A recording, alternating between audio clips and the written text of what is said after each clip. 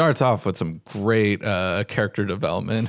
Goes to a grocery store, makes himself a sandwich with all the ingredients he needs, and just walks out with a pack of gum that he paid for. He bought the gum for 10 cents. Everything else he just made. He ate for free, though. He ate for free.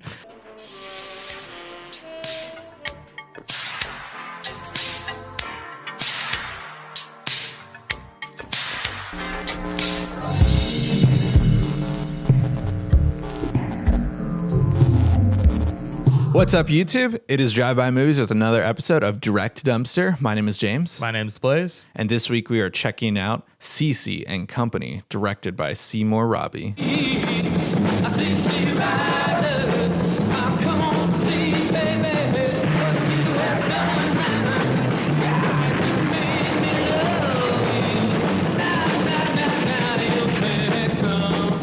So CC and Company comes from the wonderful year of 1970. I was absolutely not born whatsoever, but this is a whole genre my mind has been blown open wide with. I never knew about a motorcycle genre. I've heard about them. I've known about Easy Rider. That's like hailed as the king of motorcycle movies, but what are the other motorcycle movies? Well, we have one, and this is my introduction to them. Yeah, I mean, biker movies was just a genre. There are a ton of them. Easy Rider is a road movie and a biker movie, and it's probably the best one. I think that's the reason why this genre is so forgotten. But CC and Company is literally the epitome of biker movies.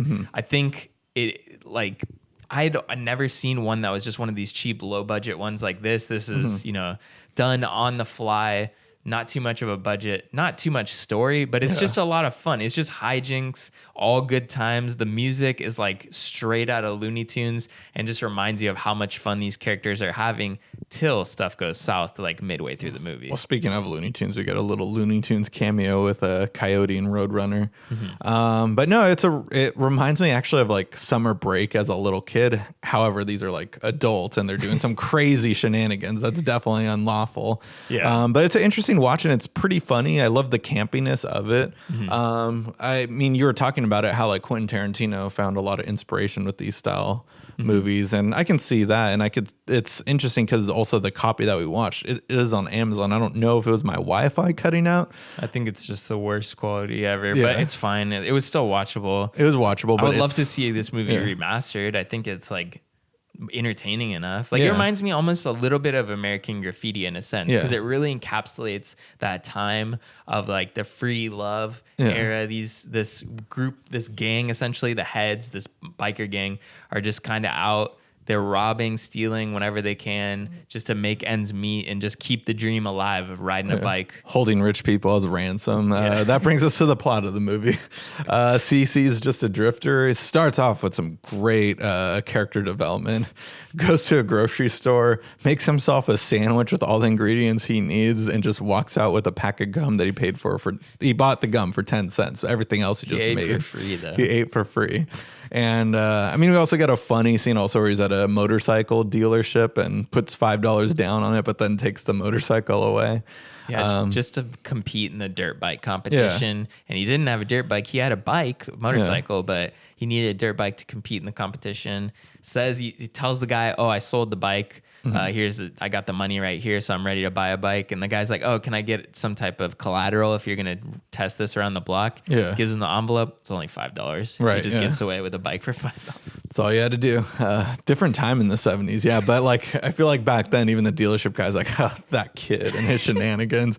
Like, it has that kind of feel to the movie. Because there's also a scene where like, he definitely like kisses the girl without consent, and like she's like pissed at first, but then she gives in and they have sex. But while they're like getting down, he literally steals from her too.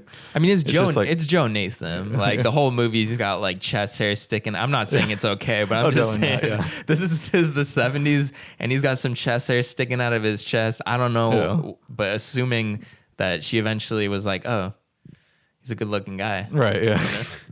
It's like such a bizarre movie. Like, it's definitely like one of those movies where like I don't know how to describe it. I don't think it translates well, for sure. This is a guy's movie. Like back in the day. I mean, I don't think women were like picketing against a lot of stuff in this, but you do see CC kind of change character though. He's this drifter who ran away from home, joined this bike gang, the Heads, they, you know, are his family. They're thick as thieves. Yeah. But then they start turning on him. The leader of the biker gang starts turning, and he, you know, starts dating this rich girl. Yeah. And then he's starting to like the cush life of laying in the pool. Yeah. You know, the sun, rubbing suntan lotion on her.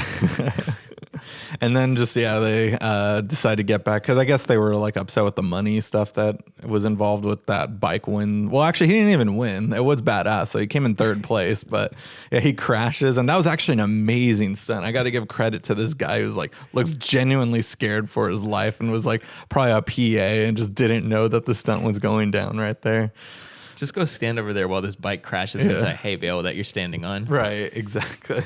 That's essentially the gist of it. But I mean, I hadn't heard too much about this movie. I know it was a movie that around the time of Once Upon a Time in Hollywood, Quentin Tarantino did a podcast and talked about his lineup that was coming out and why these movies were playing while Once Upon a Time in Hollywood was in the mainstream. Yeah. And this was one of those movies. I know another one was Hollywood Man, which sounded really interesting. I kind of want to check that out. Yeah. But I saw this on Amazon when we were scrolling through. I'm like, oh, they have a lot of biker movies on here. Yeah. And I saw CC and Company. We took the plunge. Yeah. It was a lot of fun. Yeah, I can see myself actually wanting to watch them. Maybe not so much for direct to dumpster because I don't feel like it's definitely a genre that I'd like to see. Like there's probably a lot of midnight screening of these at like Tarantino's new theater, the New Beverly.